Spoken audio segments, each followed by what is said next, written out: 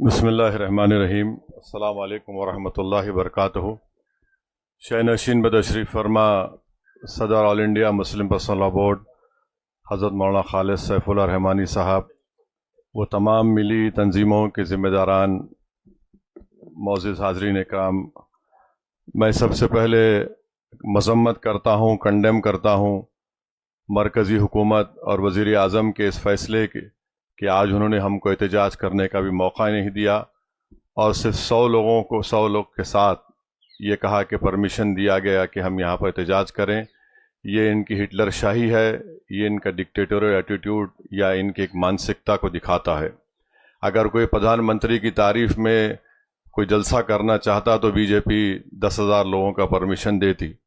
دوسری بات یہ ہے کہ ہم کو بڑی مایوسی ہوئی اور جو سپریم کورٹ میں جو انٹریم آرڈر آیا وہ یقیناً وقف کی جائیدادوں کو بچا نہیں پائے گا، کیونکہ آپ جانتے ہیں کہ جو انٹریم آرڈر ہے وہ صرف سیکشن 3C جو کلیکٹر کو اجازت تھی اس کے اوپر کسی حد تک روک تھام لگائی گئی۔ 5 سال کا جو لزوم ہے کہ اس کو مسلمان ثابت ہونا، کورٹ نے کہا کہ رول بنائے جائیں، تو وہ ایک کنڈیشنل سٹے ہے۔ ایسا رول بنایا جائے گا کہ کوئی مسلمان جو ہے اپنی جائیداد کو وقف بھی نہیں کر پائے گا، اور سوال یہ اٹھے گا کہ کیا آپ مسلمان ہیں یا نہیں۔ دوسری بات یہ ہے کہ ہم لوگ خوش نہ ہوں کہ سیکشن 3C پر روک لگ گئی۔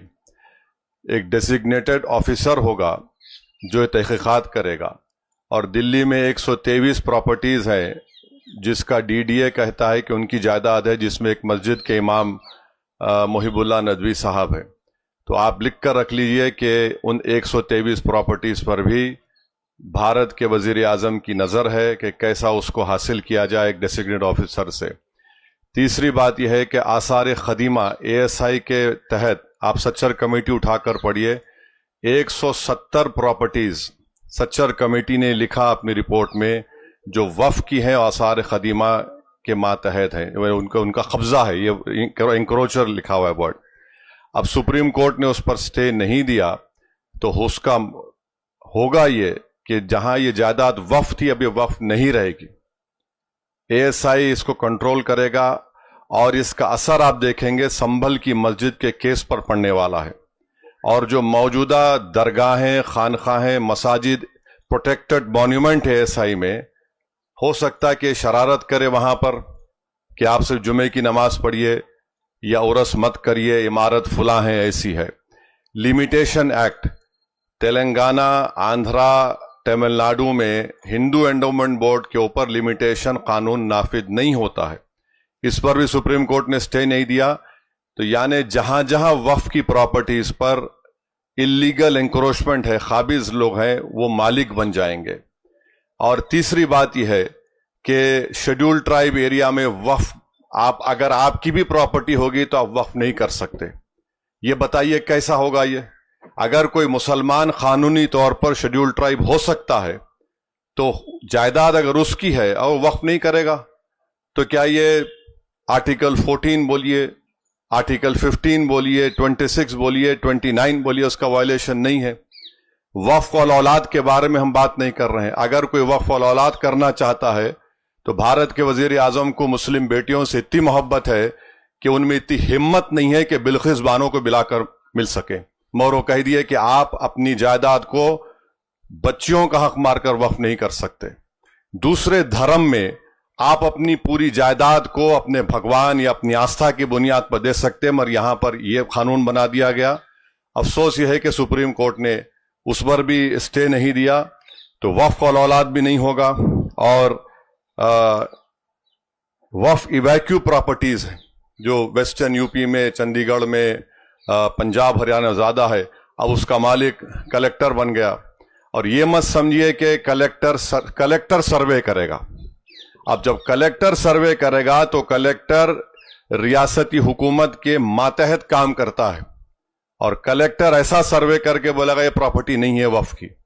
تو اگر آپ بنیادی طور پر ہم یہ کہہ سکتے ہیں کہ یہ جو سپریم کورٹ نے انٹرم سٹے دیا ہے اس سے وقف کی پراپرٹیز برباد ہو جائیں گی، اور یہ بی جے پی کی حکومت جہاں جہاں جن ریاستوں میں ان کی حکومت ہے وہاں پر وہ وقف کی پراپرٹیز کو برباد کر دیں گے۔ اور حیرت انگیز بات یہ ہے کہ پارلیمنٹ میں ڈیبیٹ سے 10 منٹ پہلے لوک سبھا میں 4 سے 5 امینڈمنٹس پیش کیے گئے اسپیکر کی اجازت سے۔ اس میں شیڈول ٹرائب کا تھا، ٹرسٹ کا تھا۔ ٹرسٹ اس لیے بنایا گیا کہ اب کوئی پراپرٹی بامبے ٹرسٹ ایکٹ کے تحت وقف ہے، تو مودی نے کہا کہ میرے دوست کو بچانا ہے، انہوں نے ایک یتیم خانے پر اپنا عالیشان محل بنایا ہے، تو انہوں نے کہا کہ اب ٹرسٹ جو پہلے بنایا گیا اور اب بنایا جائے گا وقف کی پراپرٹی نہیں ہوگی۔ تو یہ پورا ایک منصوبہ بند طریقے سے مسلمانوں کی مساجد کو، وقف کی جائیدادوں کو چھیننے کے لیے یہ قانون بنایا گیا۔ ہم یقیناً امید کر رہے تھے کہ سپریم کورٹ کی یہ 3 ججز کی بینچ ان تمام متنازعات اور اللیگل انکانسٹیٹیوشنل امینڈمنٹس پر روک لگائے گی، مگر ایک اس میں اطمینان یہ ہے کہ یہ انٹرم آرڈر ہے، مگر اب یہ نہیں معلوم کہ کب سپریم کورٹ دوبارہ اس کی سنوائی کرے گا، ان کا رائٹ ہے۔ تو یہ وقف کو نقصان پہنچانے کا قانون بنایا گیا۔ ہم کو اپنی لڑائی کو جاری رکھنا ہے، پیچھے نہیں ہٹنا ہے، نہ ہم کو مایوس ہونے کی ضرورت ہے، بلکہ ہم کو اپنی لڑائی قانون کے دائرے میں رہ کر احتجاجی طور پر لڑنے کی ضرورت ہے، سیاسی طور پر لڑنے کی ضرورت ہے۔ بلکہ میں تو کہوں گا کہ مساجد میں ہر جمعے کے دن جتنے امام ہیں جو خطبہ یا اس سے پہلے واعظ کرتے ہیں، بیان کرتے ہیں، ان کو اس کے بارے میں بولتے رہنا چاہیے۔ اور تیار ہو جائیے، اس ملک میں امت شاہ NPR NRC کرنے جا رہے ہیں۔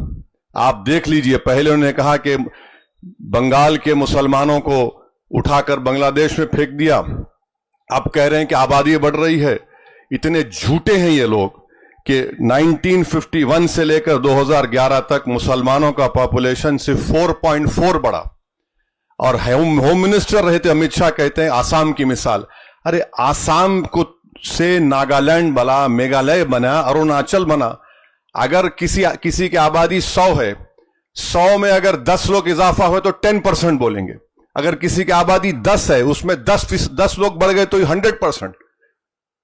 تو یہ ان کا معاملہ ہے۔ تو یہ NPR NRC بھی کرانا چاہ رہے، ہر طریقے سے مسلمانوں کی شناخت کو ختم کرنا چاہ رہے، مسلمانوں کی مذہبی جو شناخت ہے اس کو ختم کرنا چاہ رہے ہیں، مسلمانوں کی جو مذہبی عبادت گاہیں اس کو چھیننے کے لیے قانون بنایا گیا۔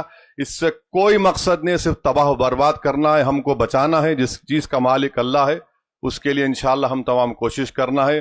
پرسنل لاء بورڈ کے ساتھ ہم تھے اور رہیں گے انشاءاللہ تعالی۔ آج 100 یہاں پر جمع ہے، میں لکھ کے دے رہا ہوں وزیر اعظم، انشاءاللہ تعالی ایک وقت آئے گا یہاں پر 2 لاکھ لوگ جمع ہوں گے تمہارے اس کالے قانون کے خلاف۔ السلام علیکم۔